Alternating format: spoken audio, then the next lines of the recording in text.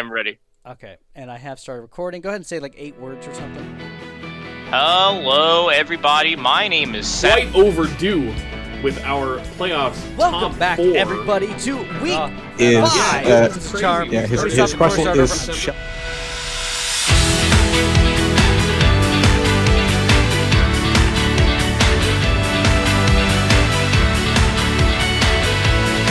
Hello and welcome, everybody, back to Double Dip Draft. Oh my god, Season 7. Can you believe we're finally here? I am your host, Spoon, coach of the Southtown Sandslashers, and joining me is the newly rebirthed Cameron, coach of the Washed Up Wishy-Washies, formerly the artist known as the Ne'er-Do-Well Nido Kings. That's right. I decided to rebrand this season so that I had a mulligan for if I get washed out. Sure. So it's just it's cope. It's cope. But you know what? It'll make me feel better. Well, hey, that's the hope. That's the idea. That's the cope.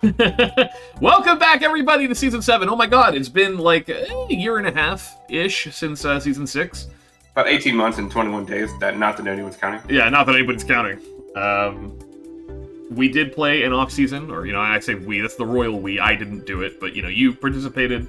A bunch of people participated. It was Gen 4, it was jank, it was weird. But now we're back in, like, a real meta. And this is our first draft, including anything from Scarlet and Violet. That also includes the Hisuian Pokemon. That also includes all the Paradox. Yep. So it's gonna be a kooky, crazy, fun, weird one.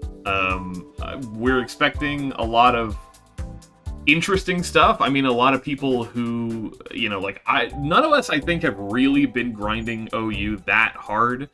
So we're all kind of learning as we go with regards to, like, the really specific things these Pokemon do. I know you and I have been playing a lot of VGC. So, like, we kind of have our perception of these things, like, through a different format. I mean, I don't think, like, there are people, like a few people from Violet Division, even Hartford Honchkrows, Jason, like, there are people that have still been active in other draft leagues outside of this one. So I feel like some people are going to come more prepared than others, but I do appreciate that, as the first draft league of Scarlet and Violet, and, with the addition of all the new toys and just the items and the new Pokemon, we also get the past Pokemon to add on to all of these new features. And it does kind of feel like everyone's more or less figuring it out together, so I do feel like that sort of evens the playing field somewhat. Yeah. Now, that being said, we have got to analyze a draft. You and I are going to be taking a look at the Violet Division today. Indeed, and honestly, just from a glance, this one is tough. Okay, well, let's be fair. I think all of the divisions are pretty tough, right? So this one has IDM in it. It's always going to be tough. IDM has confided essentially that he's going to be not trying as hard this season. He's going to try and just have fun with it and not take it too seriously. So, his seed was adjusted a little bit accordingly. Not like a ton, it's still IDM, but, we have a slightly diminished IDM in a division with Aurora and Claire, which is very threatening. And we've also still got Cabral, Jason, Mass all kind of poking around there too. We've also got no new players in this division. I believe this is the only division of the 3 this season that doesn't have anybody new. All right, and I mean, you're right about the division. It doesn't. I wouldn't use the words like top heavy. Obviously IDM and Aurora are both former champions. Jason active in several other draft leagues. Claire obviously always in the running. Like has made playoffs. I think since she started back in I think season 5. Mm-hmm. The division's got a lot of talent in it, and even with the sort of, not all in IDM, I feel like if anything, that might just be the boon that it would not surprise me if he just came back and won everything, just because that's just how he does it. Yeah, I mean, he's the GOAT. I think he's the only player with 2 wins, if I'm not mistaken still. He won seasons 2 and 5, so he's still got that dog in him for sure. And even with the sort of not all in draft that he has, it's like, the thing is, even if he built this draft sort of by the seat of his pants, it's still a good draft, I think. Like, it has, like, it's not as, maybe cohesive as his former ones, because he didn't really have a game plan going into this one, but like for like a balanced draft, I think it's pretty nice. Yeah. Well, let's break down IDM's draft. I mean, no better place to start with number 1 ranked league player. We have got our friend IDM of the Brussels Espeons, and I will read to you his draft, and then we'll talk about it after, and then we'll go back and forth with reading the draft to each other. How about that? So IDM up first has his S tier is Annihilate. His A tiers are Salamence and Ursaluna. His B tiers are Raikou and Slowking. His C tiers are Primarina, Shiftry, Alolan Sandslash, and Revavroom, and his D tiers are Sandaconda, Flareon, and Noctowl. So how does, firstly, how do you feel about the best player in the league getting, firstly, he was actually first draft too, so best player gets very first pick at any Pokemon in the entire dex, and he picked Annihilate. How does that make you feel on a visceral level? I'm scared. Yeah. I think my initial reaction to that is I'm glad I'm not there. I'm yeah, honestly, same. I'm not like that jazzed about my current division, to be honest. I think I have a lot of scary matchups there specifically for me, but like looking at IDM with Annihilate is like, I don't know. I don't know if I want to be in there. Like giving, like Jack Reacher access to nuclear launch codes. It's just, it's like one of the best Pokemon piloted by one of the best players. Yeah. We haven't been exposed to Annihilate in draft. Obviously, if you're familiar with OU meta, you'll know that Annihilate has been Ubers since, I don't know, like week 3. Like, it was very quickly moved out of the metagame. Because of Rage Fist, primarily. Obviously, it being able to Terra in normal gameplay makes it a lot better. It does a good job of stuffing its counters. But in this format, in our draft league, only C and D tier Pokemon can Terra, and you also have Terra preview on, so nobody can pull a fast one on you, right? Like, you already know what your opponent Terras are going to be. So Annihilate is a little more exploitable, right? Like, its stabs are Fighting and Ghost, which both have immunities in Ghost and Normal, respectively. And so you can Terra into that type if you're scared of, for example, like there's a +3 Rage Fist in front of you, maybe you go normal. But that's also always a 50-50, because if you go Ghost to dodge Fighting, you're opening yourself up to Rage Fist, and if you go normal to dodge Ghost, you're opening yourself up to like a nasty Drain Punch, right? And that's sort of the compromise that, our draft has made, is with the Open Terra team sheet, there is a sort of sound decision-making that you can do, even in-game. If you click Moonblast on an Annihilate, it's always going to be super effective. And I do think that does a lot to sort of stymie the more suffocating elements of higher tiers, Yeah. Like, Annihilate is amazing because it can Terra Fairy on a whim and suddenly completely eat its counters and then drop a, base 150 power Rage Fist.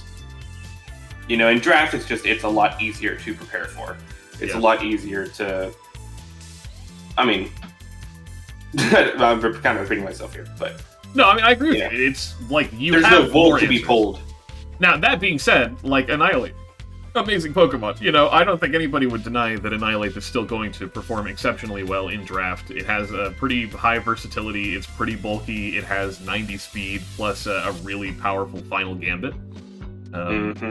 Obviously, IDM, I don't know if he has it on this one specifically. I think Primarina and Slowking, and I think Raikou also all get access to screens, but he is a big fan of the screens offense. Yep. We've seen him bring like Klefki and stuff in the past, and obviously Annihilate does not need the help of screens, but it's going to get it, and it's going to make it even better. So at least with Annihilate, you won't be surprised, but there's also not a whole lot you can do about it. Yeah. When you look at his team, like the top end is a little bit fairy weak, but honestly, Revavroom and Flareon, don't sleep on those picks. When we're talking about like Terra Dynamics, like Revavroom, anything that has a really powerful setup move that's an otherwise not great mon, like maybe Quiver Dance or Shift Gear or whatever, Shell Smash, right? These are very important moves. And if you have Revavroom and it's a Steel Poison type, like that's actually a very good typing by itself, but then you can take off that Poison type or that Steel type, or you can become a Flying type, or maybe you become a Fire type, or maybe you yourself become a Fairy type to hit like that offensive coverage. A lot of the time you only need that one extra turn to really perform well. The Salamence and Right. Ursaluna both also very scary, pretty bulky and hard-hitting Pokemon. Yep. So if I was to I don't know, try to describe the draft, that's what I like being. I like having these little pithy one-word descriptors. Yeah. People's draft, and IDM's hits me as balanced. He has the Fairy Dragon Steel, he has the Salamence, he has the Primarina, and he has the Rivervroom. I'm pretty sure he also has the Firewater Grass. He has Flareon, which, it is a fire type, so it does technically count, right? He has Shiftry, and he has water. Oh yeah, Primarina. And Slinging. Right. He's got 2 waters. Right, yeah. So it does feel like it's an obtuse draft for sure. But obviously IDM is like the DDL scientist, right? Yeah.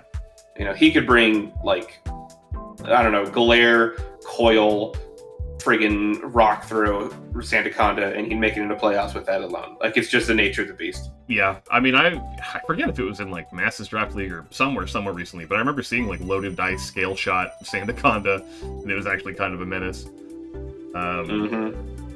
Flareon can abuse Terra Normal and other similar Terras, but specifically I like Terra Normal a lot because that gives you stab on Quick Attack and Facade, and you also get to run a Flame Orb as opposed to a Toxic Orb to trigger your Guts, if you're willing to invest that, extra turn in Terra-ing where you're not being burnt.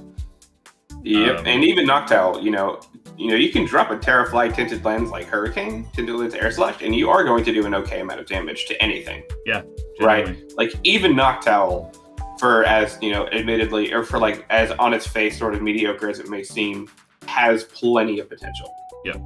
So I don't think there's any reason to sleep on any of IDM's picks, by any means. Slowking, it hurts a little losing Teleport, but it did gain Chilly Reception. Yeah, one of the few Pokemon that actually came out of the Teleport nerf fairly well because it still gets that slow pivot.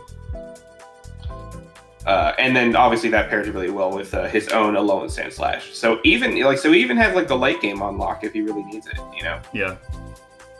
So lots to like about here. Good draft. Are you surprised? It's IDM.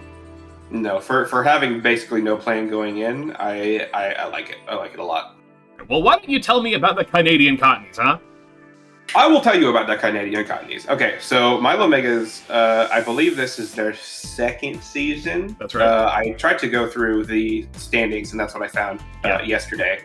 Canadian Cottonees, famously known for the Alpha, Sigma, Anti-Soy, whatever you want to call it, move of turn 1 jump left drafting. Yeah. Cottonees were 2nd in draft order this turn, so only drops by 1 slot. And you want to know what they did with that slot? What did they do with the slot? It rhymes with Gumpluff. Yeah, first pick they out did of Canadian Cottonees. Again, grabbing the Jumpluff. A bane to all Jumpluff lovers in the draft who would have maybe grabbed it round 6. But instead, it's gone. You're getting it on the ground floor of the Jumpluff stocks, though. Yeah, Jumpluff genuinely, Jumpluff went before Walking Wake. Jumpluff went before, Baxcalibur. Jumpluff went before Ursaluna Blood Moon. Jumpluff was out of there. Before Iron Valiant. Iron Valiant, yeah. And the rest of this draft actually really quite solid. I've been screaming against it. If you want to read it to me, we can sort of break it down. All right, so we got Kyurem as the S tier, Regieleki as the A tier, Skeledirge as the 2nd A tier, B tiers in Araquanid and Cobalion.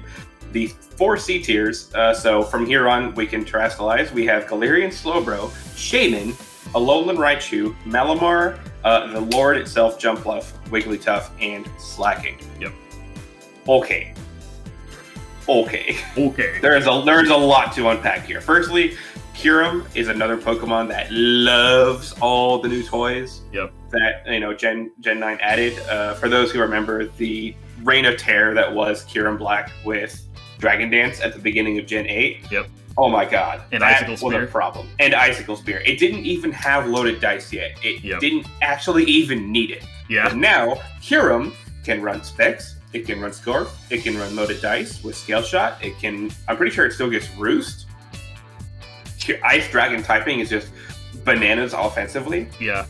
And for being a Jumpluff, like frame 1 Jumpluff receiver, the draft is extremely solid. And something about the Cottonees that I've noticed when I'm talking to them is they have this like competitive fervor. Like I don't even know. Like I don't feel like they're. I mean, obviously everyone wants to win, but if anyone wants to just like have a blast and will, regardless of like standings, I think it's going to be the Cottonees. Yeah.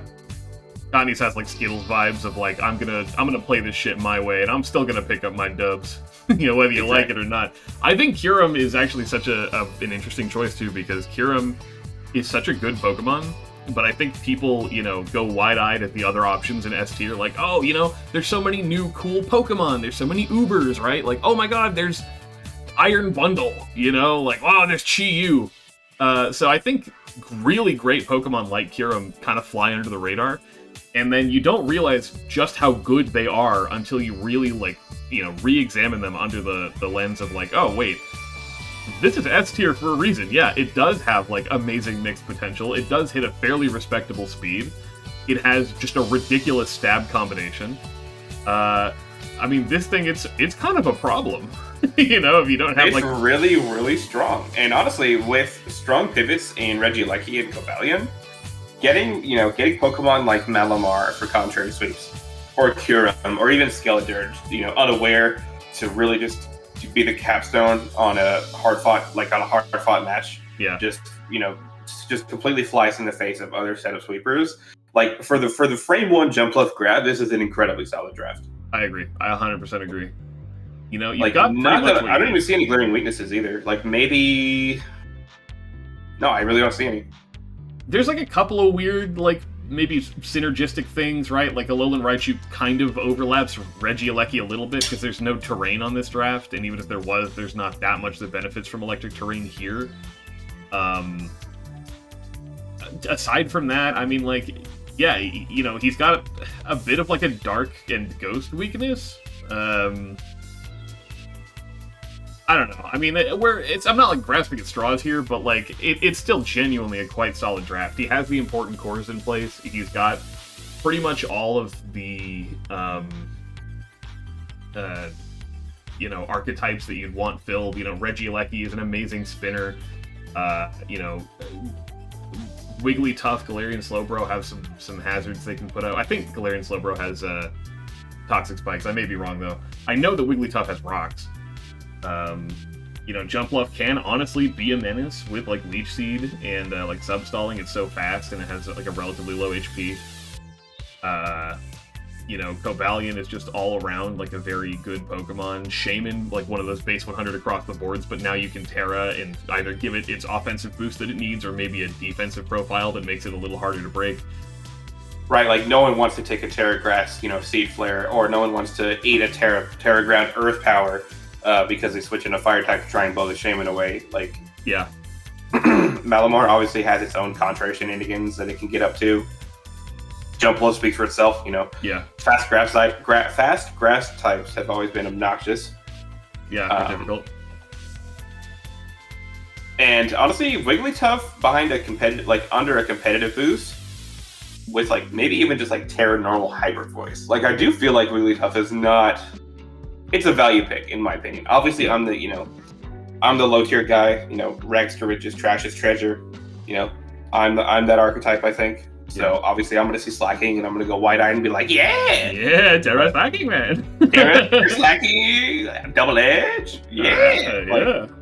I don't know. I like it a lot. I like it a lot. Yeah. I think it's a fantastic draft, and we're about to move on, but I also just want to note, you brought up Shaman Earth Power hurting. Look at Kyurem and tell me what really resists Dragon plus Freeze Drive plus Earth Power. It's Exactly. basically nothing, if anything. And even if the Kyurem's not running Earth Power, some of the better options to answer Kyurem are on this draft. Skeledirge, Araquanid if it doesn't freeze dry. Slowbro is obviously pretty fat by itself. Mm-hmm. I don't know. It feels a little in the vein of drafting the Pokemon and then drafting its counters so that it's a lot more splashable. Yeah. I don't know if that was 100% what they were going for, but that's what it kind of strikes me as. Yeah, for sure. So. All right, well, let's scoot on up Next up, we have got Aurora of the Hoensbroek Haunters, another season winner and one of the organizers of the Double Tip Draft. Welcome back. So I have one thing that I want to point out to the people in the back before it goes sort of under the radar. Yeah. S tier, and the first B tier.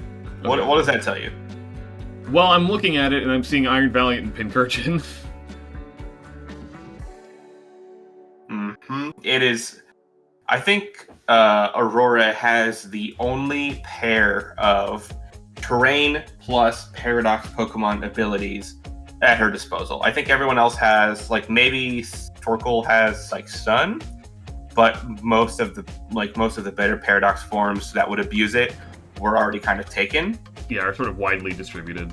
Exactly right. So this draft in particular, I think, is the only one that's straight up electric terrain and then terrain abusers. Yeah, because there's only one terrain setter. I mean, even if, like, Tapu Koko hypothetically wouldn't have been banned in this meta, there is no other electric surge Pokemon, full stop, besides Miraidon, which, you know, obviously, well, that wasn't. Yeah, that's not going to happen in draft. So Pincurchin, I mean, all the way up in B tier, you know, there was some debate during tiering as to whether or not B tier was, like, too high for Pincurchin, and I remember being like, nah, dude, it's gonna go out of B tier, I promise you. And would you believe that it did not last? I mean, I think that was a round 2 or round 3 pick. Like, it was gone quick. I think Aurora, frame 1 Iron Valiant, frame 2 Pincurchin. Yeah. Like, she knew exactly what she wanted right off the rip. Yeah. I mean, and so let's read this whole draft, too, because I think it's just a really, really strong draft. Iron Valiant as the S tier. A tiers are Dondozo and Iron Treads. B tiers are Pincurchin and Hydrapple. C tiers are Frosmoth, Colossal, Spiritomb, and Regirock, and the D tiers are Dodrio, Gogoat, and Duosion. So, like, obviously just Valiant plus Treads plus Pincurchin by itself, ridiculous. I mean, looking at this draft, too, like, there's so many new toys at the top, right? Like, Iron Valiant, Dondozo, Iron Treads, Hydrapple are all Gen 9 Pokemon. Like, if you're not familiar with what these Pokemon do, right, Iron Valiant just goes fast, hits really hard, fantastic, like, coverage with fairy fighting, plus, like, a lot of, you know, good sort of psychic on the side stuff. You know, physical and special attack move pools are fairly good and hit really hard. And with the ability to boost either of your offenses or even your speed off of Pincurchin's terrain, pair that with Iron Treads, an amazing Rapid Spinner, Ground Steel Electric as a coverage combo, again, really, really amazing. That's really smothering. And if you have something that can hit really hard into something like Iron Treads, for example, Dondozo can just swallow that up with 150 HP, 115 defense, and the ability Unaware. This Pokemon, I mean, it's a ridiculous draft. Hydrapple has Regenerator and a really cool defensive typing. It loses Thick Fat, which is unfortunate, but, like, still really cool Grass Dragon typing. Frosmoth with the ability to Terra is a premier C tier as a you know, setup sweeper. Right, and you know she has powerful late game cleaners. You know, Colossal obviously can, you know, it's also a Rapid Spinner, but Frosmoth, Colossal, if you can play some, you know, silly Terra games with Steam Engine. Mm-hmm. Obviously, I'm a big believer in Dodrio. It's extremely fast, and it did lose Jump Kick this generation, but it got Low Kick, which in my opinion is honestly a better move when you don't need a baseline for a Z move to be good. Yeah. Regirock has the potential to Terra, so it could just be, you know, a diet Registeel. Like Dondozo and Regirock can be fat. Colossal, Frosmoth, and Valiant can be sweepers. Iron Treads, I don't think Hydrapple gets it, but like Iron Treads can be a pivot. Like I think Go-Go gets U-turn too. Like this draft just has like a little bit of everything. Yeah, and it's really, really good. Because the thing is, like, the dominant core of, like, Valiant plus Pincurchin, that, again, when I talk about, like, sets that can beat drafts alone, like, Iron Valiant and Pincurchin is ridiculous, right? Like, you can get your Iron Valiant in and not even have to, you know, waste your time with a booster energy. You throw a Life Orb on that thing, or a Band, or a Specs, and then you get your speed boost, or even just doubling up on, like, offensive boosts. You're just punching holes in drafts, and there's really not a lot that can be done. If you can get Valiant in under the terrain, like, you kind of just have to, if you're facing against that, you kind of have to sacrifice something. Right, and that's what's so stifling about Iron Valiant by itself, especially when it has a support of Incursion, is it is, in my opinion, one of the only good mixed attackers. Like, that's an archetype that has come up every now and again, like Infernape, Iron Valiant itself. Like, there are Pokemon that are allowed to specialize in more than one in both sort of facets of offense. In my opinion, Iron Valiant is the only one that's actually good at doing that. Mm-hmm. You know what I mean? Like, Kyurem was only allowed to really be physical when it got loaded dice. Yeah. Iron Valiant, you want to switch into a close combat? Oops, you ate a Focus Blast. You want to switch into a Moon Blast? Well, you just ate a Spirit Break. Yeah. Like, Iron Valiant is so much more versatile now that the Electric Terrain is up on the field, because it can basically just have the two items, right? It can be Scarfed and Banded. It can be Double Banded even. You can have +2 just right off rip. Yeah. It's tough. And what are you going to switch into Valiant? Dondozo? No, she has that. Yeah. Like, Spiritomb? Well, okay, eat a Moonblast. Well, she has that too. Yeah. Like, true. I mean, I'm a big believer in the, like, Iron Valiant kind of plays itself, but now that it's being played by Aurora, Jesus. Yeah, very scary. Makes an already scary player and an already scary division even scarier. It's just such a good draft. I really don't know what to even say about it. And I also think, the low tiers are cool pickups. Like, besides Frostmoth and Colossal being really good abusers, Regirock is one of those, like, stat barf Pokemon. It's got so much defense, and if you can shed the rock typing, that helps you a lot. Go-Goat I actually think is very underrated. Anything with immunity abilities is also really good, so you can run, like, Sap Sipper Go-Goat and become like a water type, for example, and suddenly you are now a water type with an immunity grass. So, like, that's good synergy down there. Duosion is also a very interesting pick. Duosion we didn't even put on the tier list, if I remember correctly. Honestly, I didn't see Duosion coming in any capacity. Obviously, it's just a baby Reuniclus with Eviolite. It has potential just by that alone. If anything, Duosion's the only thing that I worry is not going to get a whole lot of value out of her draft. If I'm her, I always probably bring Spiritomb and Hydrapple over Duosion. Yeah. I think Duosion is more just like it's 125 special attack and a very low speed, so, like, in the scenario where maybe you're fighting, like, an opposing Trick Room team or something, like, Duosion can pester that. Just because Valiant is so fast and so impressive that maybe, people are forced to bring Trick Room into you. Also, I think look at this whole draft is kind of slow, right? Like, there's a couple of very fast Pokemon, right, in Valiant Treads, Dodrio, but then everything else is like, 35, 15, 44, 65, 30, 35, 50, 68, 30. That's a slog draft. Oh yeah, wait, I didn't even mention Iron Treads also benefits from the Electric Terrain. Yep. Which completely just went over my head, because obviously I see the big bright neon Valiant letters, and I'm like, oh, all right. You don't see the Iron Treads with one of the letters out of service. Nope. In the bottom. There's just no one right answer to anything, and that's what I think I love about this. Yeah. Even like Cursed Dondozo can win games by itself. Yeah, absolutely. So. But that's about all I have to say about Aurora. Do you mind if I introduce Mr. Heavy Rain? Absolutely. I would love it if you'd introduce Jason! Okay. Jason! Coach of the Hartford Honchkrows. Let me read off this draft real fast, okay? Yeah. S tier, King Gambit. I'm going to hold on to that note for just a minute because it's King Gambit, and it deserves just a moment of silence, please. Yep. 2 A tiers, Zapdos, Pex. 2 B tiers. Torterra, although, seems subject to change, he doesn't really seem that married to the pick. Considering Azelf, amazing B tier. And then starting for his Terrestrial lineup, 4 C tiers, we got Toadscruel, Mudsdale, Toxtricity, and Magmortar. And then 3 D tiers, Zweilous, Mascot, D tier Berserker, which I think is actually a sleeper pick. Yeah. And then Carbic in the back. So, while it's not like hyper offense by any means, I definitely wouldn't call it that. It does feel like the most sort of outwardly offensive so far. You've got the Stazard hacking with Pex, Azelf, Toadscruel, Carbink. You have, Shell Smash, Shell Armor Torterra, so it will never be crit, and it can pretty reliably set up. You You got shift. Yeah, Zapdos, so you can pivot out pretty safely. Azel sets up hazards. It's a really good suicide lead. Toadscroll has hazards. Mudsdale's fat. Toxtricity has shift gear, and it has, Terra Normal Boom Burst. Like, it feels like this one can just snowball, and even if you guess right, and even if you play the entire game right, you are still left in the guessing game with King Gambit for at least a turn. Yeah. And he's got like these little combos, like putting aside King Gambit for a second, we'll circle back around to it. Like Toxapex Zapdos, excuse me. Those are really good, like honestly, like stall staples. Toxapex obviously having Regenerator and defying the nerfs and all odds to just still be amazing in the current generation.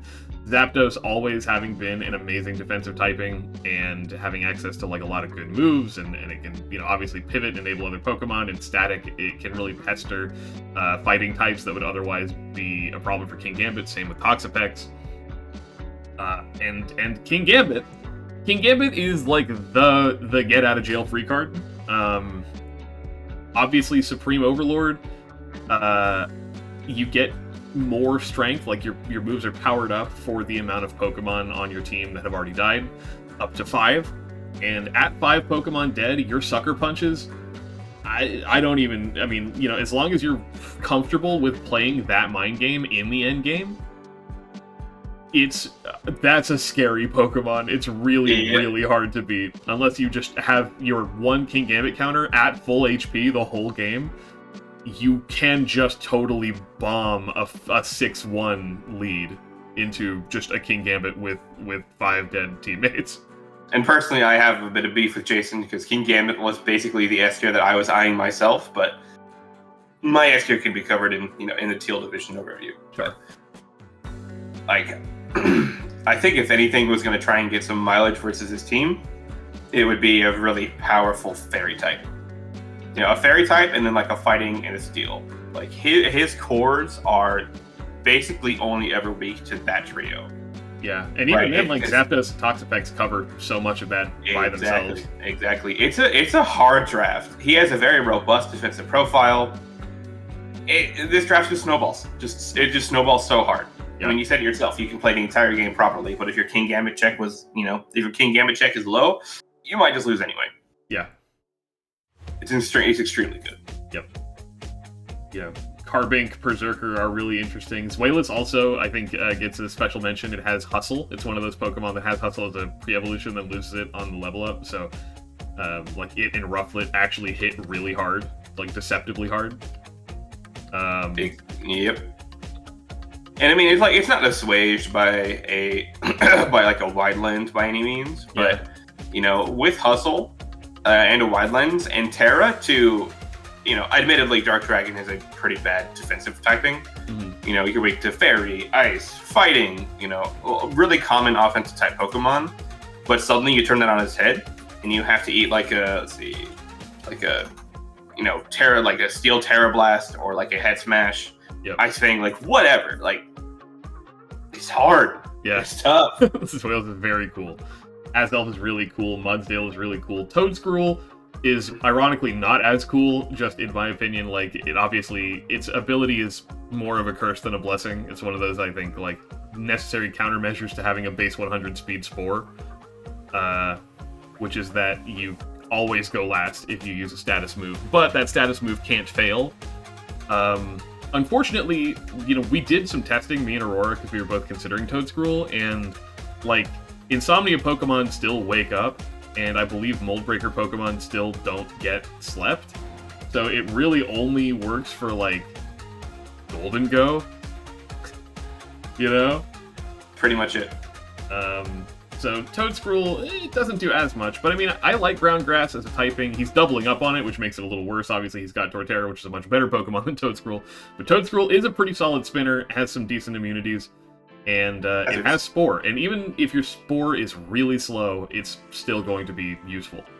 Right, it's still a Spore, and he does get like Toxic Spike value out of Toadscroll as well, which obviously is very appreciated by sort of the fatter Pokemon, Zapdos, Toxapex, even like Torterra. Wouldn't mind having just a little bit of Toxic Chip to finish out if you don't want to drop a Wood Hammer and lose half your HP right. against your really fat Pokemon, maybe you just do like the Giga Drainer just with the Earthquake and then the Poison finishes it off, Yep. powerful, like Berserker is a powerful pivot. I believe it retained U-turn from this generation. Could be wrong. Magmortar, the recipient of the most heat set from the season before last, I believe. So obviously lots of versatility there. It's a cool draft. I like it a lot. Berserker does keep U-turn. Yay. Yeah. We learned. All right. So fantastic draft. Good job, Jason. Proud of you. Good job, Jason. Good job, Jason. Next up, we got Woody. Let's go, Schaumburg Salamences. We've got the Schaumburg Salamences, coached by GTP Woody. He is rocking Roaring Moon as his S tier, Quackwaval and Breloom as his A tiers, Haxorus and Lycanroc Dusk as his B tiers, Copperajah, Lantern, Golurk, and Lucario as his C tiers, and Houndoom, Rhydon, and Matang as his D tiers. So, this is a bit of a different draft for Woody. Really, the only Woody mainstays that I see here are like Haxorus, Copperajah, and Lucario. Yep, I was gonna say. We see Hippowdon is not here. Like Roaring Moon, Quackwaval, obviously new Pokemon. This draft is pretty weak to Fairy on the top end, but the bottom end kind of shores up that weakness a bit. If anything, the most prevailing weakness is probably like just how splashable the fighting type is. Like Golurk is his only, I guess. Oh no, that's not Houndstone. That's Houndoom. So yeah, fighting and Fairy coverage. You just kind of he has the worst matchup into IDM, into the end. Yeah, absolutely. And unfortunately, he's in a division with him, so it's gonna be tough. Yeah, but you know what? Like, I believe Woody is a very vital piece of Double Dip draft. It's not the same without Woody in the division. Mm-hmm. And we talk about how Canadian Cottonees have lots of heart. It's got to take a fucking heart of steel to enter so many DDLs in a row, sort of knowing full well that you're up against titans of draft. But he hasn't let it stop him before, and I think that is something worth respecting. I mean, I appreciate that. I genuinely, he's got a lot of fortitude for sure, and for what it's worth, he's got a lot of good Pokemon. I think he recognizes the value of something like Quackwaval and Roaring Moon. Those are both fantastic, amazing Pokemon. Breloom, obviously, on the subject of Spore users, is probably the best one. Lantern is kind of a draft staple, right? It's got good immunities, it's got good pivot potential. Houndoom has Flash Fire, so he can do some deceptive Terra stuff. Rhydon can shed its awful defensive typing to actually become a good Eviolite wall. Right, Haxorus can abuse some of the newer... Haxorus and Breloom can both, abuse the newer, loaded dice. There is plenty of tools in this repertoire. Yeah, he just has to worry about getting intimidated a lot, mostly. Yeah. Nay, a special attacker to be found except from Lucario. Yeah. We have team preview again, so that's good for Woody. He definitely struggled with that in the off season. With his Lucario often being the lead. We'll see if that Lucario lead comes back in Gen 9. Yeah, I don't know. I think these Pokemon, he's got a handful of good stuff, I think, in isolation. I'm not sure about synergies here. I don't see any fairies, I don't really... he does have Water, Fire, Grass, but his, Fire type is pretty weak. Right, just the one core is usually not enough to cut it, as far as, a defensive profile. Yeah. Fighting Dark Ghost can also be, a core, and he does have that, but also Houndoom is part of that core, too. Yeah. I guess, no, you can use Roaring Moon, so you could do, Quackwaval or Breloom with Roaring Moon and Golurk, and that's a core. So, it's not, a hopelessly bad draft or anything. But, when you see these synergies in the other drafts in this division, it's going to be really hard to hack it if you don't have, here's my, win the game button. And, Roaring Moon and Quackwaval totally can be that, but I don't think they're enabled by enough, field support as far as, hazards and stuff like that. I think the most probably realistically you could expect is, Breloom has one thing spored, Lantern has, one thing paralyzed, and you gotta hope that that's enough for Roaring Moon and Quackwaval to, just start going. To really cleave through what's left of the field. Yeah. But, I mean, these Pokemon in isolation have done really well in the past, right? Lantern did really well on Vincent's team, Golurk did really well on Bananas' team, obviously. Metang did really well on Scoots' team, so he's got good picks. Yeah. He's as integral to DDL as IDM is, in my opinion. Yeah. So, regardless of how Woody's season turns out, I do think he's still fun to watch. Yeah. Definitely, I mean, as far as, like, matches that are fun to watch, the Woody ones are always really hype, especially Woody into, like, new players. He's a really good litmus test for, like, how your season is going to go. Mm-hmm. But that's really all I got to say about Woody. Why don't you read to me about the Claire? All right. Claire, dear friend, trusted confidant, probably 3rd seed overall in the division if I had to, put numbers on it. We got S tier in Gouging Fire, 2 A tiers in Mew and Smeargle, so, Yeah, God. woof. B tiers are Conkeldurr and Thundurus Therian. 4 C tiers in the Funny Sandcastle, Palisand. Registeel, which I think is going to be an insane Terra Pokemon. Wo-Chien, shout out. Greedent, a Pokemon very near and dear to my heart. Yep. Love that thing. And then 3D tiers, Ariados, Granbull, and Avalugg. Wow, where do I even start with this draft? Good God. Well, let's talk about where it's hard to start, which is Mew and Smeargle are 2 Pokemon that just pretty much learn every move. Yep. Do you plan for, like, offensive Mew with, like, DD Close Combat, Psychic Fangs, and, I don't know, like, Bug Buzz or some shit? Or is the Mew Light Screens and U-Turn, and then it enables, Dragon Dance, Gouging Fire? Or, is it Banded Mew with, like, Psychic Fangs and it breaks your screens, and then Conkeldurr runs wild against your draft? Or is it Trick Room friggin' Mew with, like, Registeel and Greedent and friggin' Ariados? Like... And that's just Mew. That's just Mew. It's just Mew. Smeargle obviously also, has like a deeper move pool but worse stats, so you have things like Spore, like notably Spore is very good on Smeargle. When I was talking about Breloom being the best Spore user, I would say Smeargle is pretty much the second best Spore user. Yep. It's really tricky to plan around these Pokemon, because even Smeargle, which is pretty much never going to have an offensive presence, I mean, look at its fucking stats, it's still, like, it has such a deep well of tricks that, is it going to taunt you? Is it going to Spore you? Is it going to phase you? Is it going to haze you? Is it going to Encore you? Is it going to set up hazards? Is it going to set up screens? Is it going to remove your hazards? Like... Smeargle really does have such a deep bag of support tricks that it's just kind of difficult to even know where to start against it. Yep. And, I mean, there's immunities all over the place as well. Like, obviously, Wo-Chien covers Conkeldurr pretty well. Thundurus Therian and Palisand. Obviously, Thundurus doesn't really need the ground type help with Palisand and vice versa, but... Like, Terra Registeel is obviously going to be a defensive monster. We saw Registeel piloted to great success in Vincent's draft last season, I believe is the one that he had Registeel in. It could have been a couple of years ago now, but like now that Pokemon has access to Terra, it can shed the arguably, it's already a pretty good defensive typing, but maybe it's better served as a fairy type for one of these games, like perhaps versus a Annihilate, for example.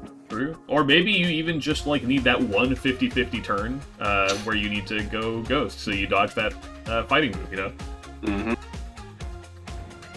Obviously, Wo-Chien will be... If I was to try to, like, hammer down something that would usually have to be a Terra Sync, I would say the Pokemon that gets completely murdered by U-Turn. Yeah. But... Wo-Chien by itself, in the right position, is an incredibly difficult Pokemon to take out by itself. Yeah, I mean, it has a fantastic defensive profile. Like, 85 HP is fairly decent, and then 135 Spadef is a shitload. 100 defense is fine, but paired with its ability, Tablets of Ruin? What is that one? Tablets. No, I don't... Is it Tablets? I forget. Yeah, Tablets of Ruin. Okay, cool. Tablets of Ruin, yeah. Wo-Chien takes less physical damage. So its 100 defense is effectively, I don't know, like 150 or something like that. It's higher than it looks. And obviously its problem is that it's a dark grass type, but in C tier, it can Terra out of that type. And Wo-Chien, I mean, kind of a fan favorite. People love that thing as just like a kind of a meme. I know that the Discord was quite enthusiastic about Wo-Chien getting drafted. Spoken as someone inside Discord. True. Ariados is also really good. Obviously, it has, I say really good. It has webs, which makes it good. Granbull Here's is an the thing intimidator. about Ariados, right? Ariados gives a lot of value to the Manectrics team because, firstly, you can get toxic spikes, which is extremely nice. That's true. It has Sucker Punch, which, you know, if needs be in a pinch, you could also be Terra Dark Sucker Punch to really clinch that kill. It gets web support. I think Ariados is a very underrated support Pokemon, and personally one that I was considering myself. Had it not gotten snatched up at the time, because my drafts would have really liked webs. But yeah, I don't think Ariados is a Pokemon that enough people take seriously, and I think that might be, you know, and I'm doing for somebody here. Yeah. You know, obviously. Go ahead. Yeah, I was just gonna say, I mean, I will say, like, I think Ariados is a great Pokemon. I think maybe on this draft specifically, it's not as good, because I guess, you know, it's only really fitting its niche in this draft if Smeargle and Mew are both predisposed to doing other things or don't want to come. And I think that's not going to be that often. Fair assessment to make. You know, I think Granbull's very nice. You know, it's one of the only Pokemon in the draft format that has Intimidate that's so low. You know, it has a pretty respectable stab. Avalugg is a pretty okay spinner with a pretty decent defensive profile, especially as a Terra Sync. Greedent. What is there to say about Greedent? You love Greedent. Greedent's your baby. I love Greedent, dude. My ego was not going to let me draft the same Pokemon, you know, 2 seasons in a row. It's just, I can't roll. I don't know how to roll that way, but yeah. I'm so happy that Claire is the one that picked up Greedent, because that thing's gonna see some work. At the risk of also skipping Gouging Fire completely, let's talk about Gouging Fire a little bit. That thing is a lot better than I was expecting it to be. Oh yeah, no, me too. Like, obviously, it's a pretty good Pokemon in, you know, the format that you and I primarily play in VGC. You know, it's got a pretty good bag of tricks. It has like that, you know, Side Howl and yada yada yada. But in singles, Gouging Fire just like full on Dragon Dance, Flare Blitz, Dragon Claw, or Outrage. You know, in Smogon singles, it can Terastallize into a Fairy type to eliminate one of its worst matchups, and, you know, like Kyurem. Yeah. It's incredibly good, and, you know, starting off, Claire did intend on building around weather, which obviously is, you know, a very hot commodity. Yeah. When you're in a draft league with, you know, 32 other people. Yeah, especially when you're in a draft league that has like Paradox Pokemon everywhere that really want Sun. Yes, but for like the turn 1 gouging, I do think, you know, the pieces were picked up in, you know, in more than some, you know. Yeah. Thundurus also really good stat barf. You know, the only real thing that when I look at this team and I'm worrying about is you know, she does struggle into fighting a decent amount, and also she has a lot of Pokemon that I would consider to be Terra Syncs, right? Like, I think Avalugg needs to Terra, I think Greedent really wants to Terra, I think Wo-Chen needs to Terra, I think Registeel really likes to Terra. So it's going to be hard to pick, you know, which of these Pokemon you're going to go for in a given game. Right, but there's a bit of poetry in that, you know. If Claire does have, you know, a hard time picking the Terra Sync, well, they have a hard time building against Mew and Smeargle, so I do think there's a sort of beautiful cosmic balance there. That's very true. Yeah, fantastic draft. Very threatening. I think this division is just full of stuff that's scary. Oh yeah. But I think that's all I have to say about Claire. Do you mind if I bring us into the next one? Let's hear it. All right. Cabral, resident video boy for the Draft League, has returned. I went on a bit of a soapbox about, you know, some of my favorite picks so far, but I will say, just on its face, I think Cabral has my favorite draft of this whole division. Wow, really? Yes, and I'm going to tell you what. Okay, all right, let's hear it. S tier in Gliscor, another one of those Pokemon that was sort of victim of the new toy syndrome. You know, everyone was like, "Oh yeah, I want Iron Valiant. You know, I want Gouging Fire. I want King Gambit." But Gliscor, one of the best defensive walls in the game. They gave it spikes because, you know, if any Pokemon needed a buff, it was Gliscor, right? Yeah. To A tiers are Zapdos, Galar, and Blastoise. those kind of speak for themselves. Overquill and Meloetta as a B tiers, super weird picks, but I love them. Mm-hmm. Terra Pokemon, 4 C tiers. Bramblegast, Cabral's, resident Vaporeon pick. He always gets it. Right. He always gets it. That was the turn one. You had to be. You didn't want Mass to take it again. No way. Metagross, Diancie, Leavanny, D-Tier, Dragonair, and Electros. I love this draft. It's so silly. You got the Overquill and Blastoise if you want to run to sort of like budget water or like rain. Bramblegast is such a fun Pokemon. Poltergeist, Wind Rider. It basically has no flying weaknesses because of its ability. I mean, it's really good into special attacking flying types. It's not so good into like acrobatics and stuff like that. No, yeah, but the best acrobatics Pokemon, one of them is Galarian Zapdos, which, wouldn't you know it, that's his A tier. Yeah. Metagross is obviously an insane Terra Pokemon. Yeah, it's ridiculous. I mean, Metagross and its baby are both here. Like, Metang is on Woody's draft, Mm-hmm. And then all of these Pokemon are all of them are in service of, like, the massive toolbox that is Gliscor's utility. Mm.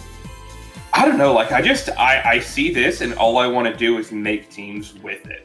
You know what I mean? I see this, and I'm like a kid in a candy shop. I'm like a small child that was just given a Lego set for Christmas. I want to make stuff out of this team. Yeah. I want to make a team around Meloetta and Bramblegast. I want to make a team around Webb's Diancie. Or not Webb's Diancie, what am I on? Webb's Leavanny, and then Shell Smash Physical Blastoise. If I was to trade a draft wholesale for mine, I think it would be this one. I just think it looks like a lot of fun. That is high praise. And it's a cool looking draft. I mean, I know you touched on it a little bit, with Gliscor. That thing is better than Landorus now. Yeah, genuinely. It is not even a contest. Yeah.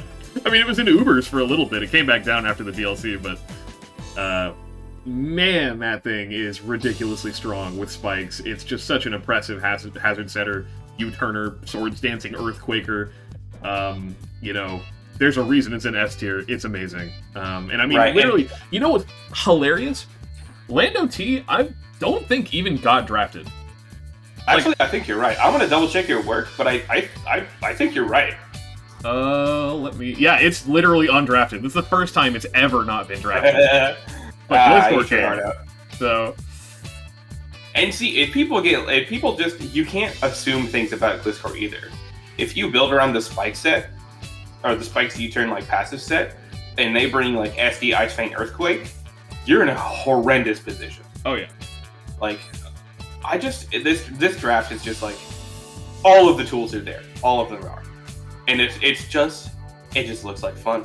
Immaculate. I don't really have a more robust commentary to make. I love it. Yeah, I've always wanted to use Blastoise, amazing Rapid Spinner, Shell Smasher, bulky water. It could just do so many good things. Galarian Zapdos I ran last season. That thing is a fantastic Pokemon. It's just so good. Diancie, we were talking about, the ability to, Terra up. That thing can smack you with a raw base 150 defense body press without even setting up anything, and that's without even Terra fighting, to add that And then power. you Diamond Storm. And then the body press gets even better if you get the coin toss. Yep. Metagross just... Yeah, wholesale. This distract is just so much, and I love it. Yep. My real only criticism of this draft is, I think Vaporeon and Blastoise overlap a little bit as, monotype bulky waters, but they do different enough stuff that I kind of let it slide. Yeah, Vaporeon's more clerical. Blastoise, at least in today's day and age, in the era of the Shell Smash, it does feel like it's going to be primarily the offensive water type, and Vaporeon will not be. Yeah. But that itself could be an assumption that gets you into trouble now that all the evolutions get, Calm Mind? Calm Mind and Alluring Voice, too, which is just a better Dazzling Gleam. So, amazing coverage, raw. It's just another thing that I like about this draft. It's so cool. Good job, Cabral. Yeah, and honestly, on the subject of coin flips, too, you mentioned Gliscor can sometimes, maybe it's that Ice Fang, Earthquake, Swords Dance thing. same deal for Overquill. Like, yeah, that thing is kind of like a hazard setup machine, but it can also be like AV Intimidate, you know, just like bulky annoying with like Barb Barrage. You know, he's just got like a lot of options in his team that make it, you know, it's not like Claire level where you've got like Mew and Smeargle who can do functionally anything, but he does have a lot of stuff where it's like, there are two really good ways to run this Pokemon. Like, you know, Blastoise as a bulky water versus a Shell Smash Sweeper. Gliscor as a Swords Dance setup, like, you know, wall breaker thing versus like a defensive pivot hazard stacker. You know, Overquill as like AV or hazard stacker, right? Right, or maybe, you know, like Dragonair or Electros sets up rain, and then suddenly Blastoise and Overquill and Bramblegast and Vaporeon all just suddenly take a massive dump on your chest. Yeah, it's just a really, really good draft. I do like it. I think there's a lot of good stuff here. You can tell Cabral is getting better at the game, and like on like a theory level, he is learning how to build better drafts, and I like this one a lot. Mm-hmm. And that leaves us with one more draft. We have got another artist formerly known as another rebrand. That's true. We have what was once the Minneapolis Magnazones. That's right. Is now the Treasure Town Togetics, piloted by Mass. Back again in another division with Cabral. They tend to run in herds. It turns out. Honestly, probably my favorite storyline from DDL. It's just the Mass Cabral rivalry. Like, they both entered around the same time. They both got good at the same time. They both love Vaporeon. That's true. Yeah, it's a storied rivalry, honestly. It's really petty from Mass's end because he doesn't tend to win those matches, but he did snipe the Vaporeon last time. So I don't know. It's just very funny. I love that they have a little friction there.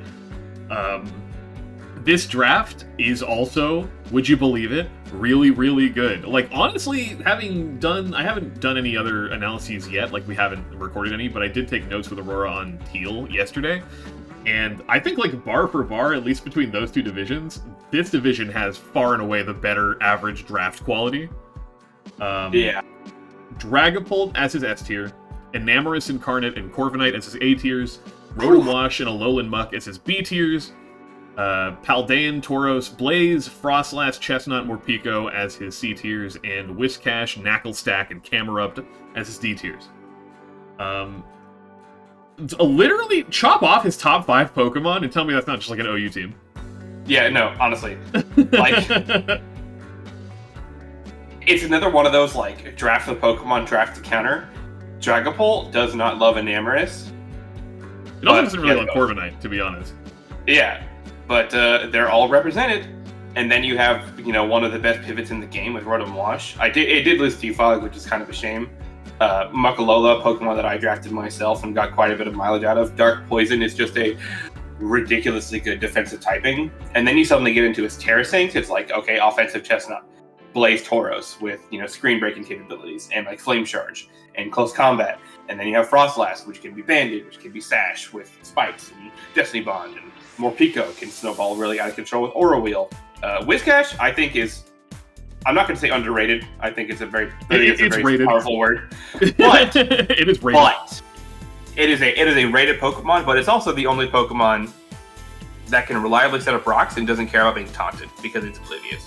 That's and true. I do think that is a worthwhile reason to have picked it down there so low. And Water Ground is a good typing, you know, like out of D tier, like that's fine. If you want to talk about what I think is a real value pick out of D tier, I recommended this to him. I think Knacklestack is so good.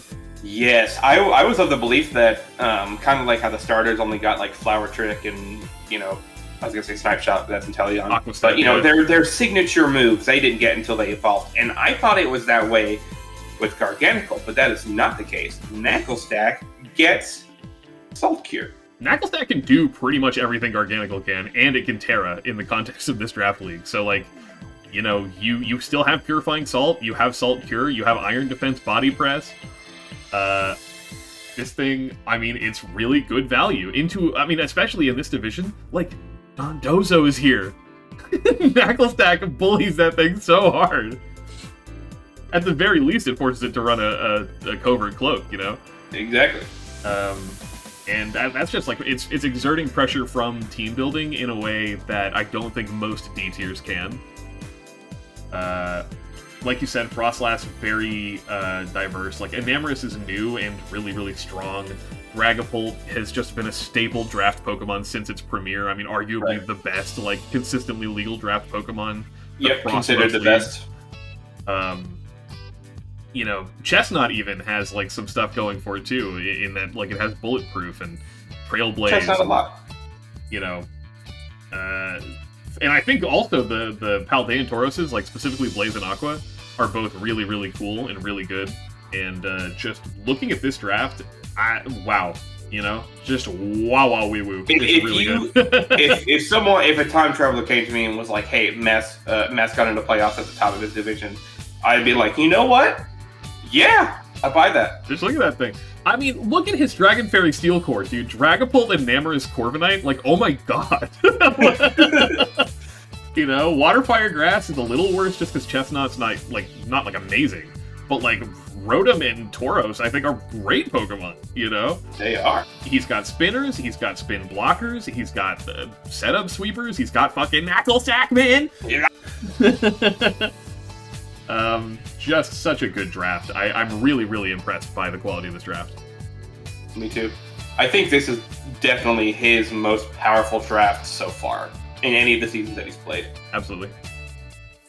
You know, it'd be one thing if it was just Dragapult and then, 10 other, like, okay Pokemon, but just top to bottom, no notes. I think it's spectacular. Yeah. I just think it's fantastic. I'm so impressed, and I love it, and good job, Mass. You did it. Good job, Mass. Thumbs up to you, man. And that's the Violet division. We did it! Woohoo! And it only took a little over an hour. I knew it would. Rats. Oh well. We were succinct, I think. Yeah, we're still good. Didn't try to bloviate for too long and then do one thing. Didn't want to rush it either. I mean, people deserve a good draft analysis, and hopefully we can put this up at like a relatively soon, time. Week 1 has officially begun. Nobody's played their matches quite yet. It's only Tuesday, I think. I really wanted to play my match today so that I could just be done with it for the rest of the week because I got work, but the world was not kind enough to me. Unfortunate. But you know what? That's how the cookie crumbles. Well, I'm right. very you get 24 people to agree to any one thing. You're already way ahead. You're already way ahead of the game. That's true. I am very, very excited to see how this all pans out. I really loved this. I think this draft is so cool. Like, all of the drafts in this division are so cool. I'm very much looking forward to seeing this as a spectator. I want to know what happens, and I'm hoping that you'll join me for some nice division recaps, as we get there. I'm in that. I'm into that. All right. Well, I got a mic, so prepare to hear my voice, DDL spectators. So true.